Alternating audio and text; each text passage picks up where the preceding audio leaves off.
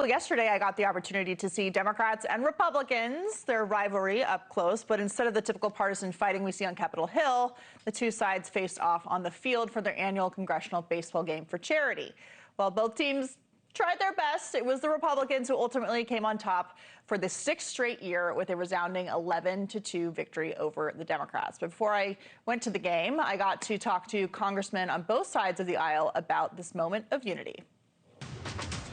We are here in Nationals Park in Washington, D.C., and we're not just here for any old baseball game. We're here for the Congressional Baseball Game for charity, when Republicans and Democrats put aside their political differences, stop talking about legislation and budgets, and focus on balls, runs, and strikes. We have special access, so let's go see who we can talk to about the game.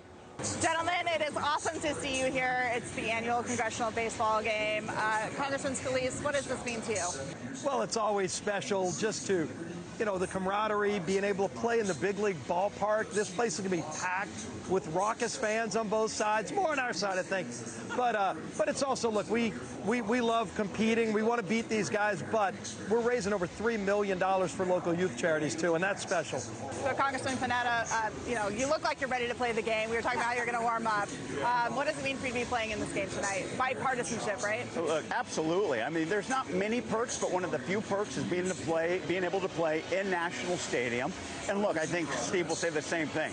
They want to beat us, we want to beat them, but it actually brings us together. As competitive as the game is, and trust me, it is, as you'll see, we actually come together and we relate to one another. And I believe the work that we do on the baseball field translates into the work that we need to do and will continue to do in the House of Representatives. So you mentioned getting together for the game, but also being able to go back to Capitol Hill and work together on a number of things. The Secure America Act was passed. Not a single Democrat voted for it. President Trump signed it this week. What do you think you can work together on in the future when it comes to issues especially like immigration? Look, I think when it comes to immigration reform, I do believe that that's something we can pass. We're all for a secure border, but it's making sure that we redo our asylum system, and those who are here contributing in a law-abiding fashion, contributing to our economy, our community, our society, and our humanity, they deserve a right to stay here, in my opinion. But at the same time, we got to make sure that those who are working here are allowed to stay here. Yeah, and we secured our border working with President Trump. It was critical. Frankly, the biggest issue in the 24 election. And now we've got other problems. We want to keep working on reducing crime, producing more energy, keeping taxes low, getting rules and regulations to make common sense so that we can create more jobs. So a lot of things that we're still working on. So we're in primary season. Republicans and Democrats are both having primaries. We did see that Graham Plattner won his primary in Maine. He is endorsed and put up to run for election by the Democratic Socialists. We've seen them win in a number of primaries so far. Seen Democrats have to really grapple with the arguments they've been making in terms of women and fascism.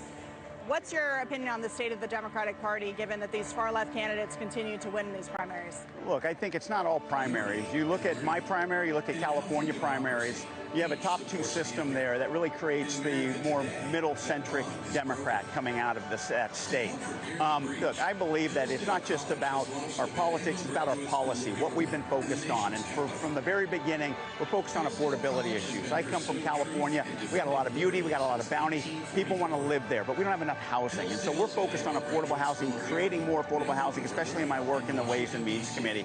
I believe that Leader Scalise understands that. He understands that it is about affordability. It's about making sure that people can, like I said, not just come here, but work here and actually just live here. We got a lot of people who work in my district. They need to be able to live in my district. So, Congressman, how are Republicans feeling ahead of the midterms? Obviously, you're in charge of the House. There's a lot that has been accomplished, but people are asking what the issues are, and there's a lot of time between now and November to discuss the things people care about. Yeah, there's going to be a lot of aggressive races. We all know, midterms are always competitively fought. I'd much rather be where we are than where the Democrats are, frankly, because we're going to keep working on lowering costs, on getting the country back on track, on securing the border. We've got a great housing bill that we passed. Frankly, almost all Republicans and Democrats in the House passed that bill over in the Senate. I hope the Senate gets that bill done, because we've been working with President Trump on things like that. He wants to sign that bill. That will lower housing costs. It'll clean up a lot, too, of the red tape. It's hard to build housing in America because of a lot of the red tape. Let's clean that up. Let's make it easier to create jobs and grow opportunities for people in this country. We're going to be focused on that between now and November. As they say, play ball. Thank you very much for your time today. Great to see you both. Thank you. Thank you for watching. Subscribe below and download our NewsNation app right now on your phone, and you will get fact-based, unbiased news for all Americans.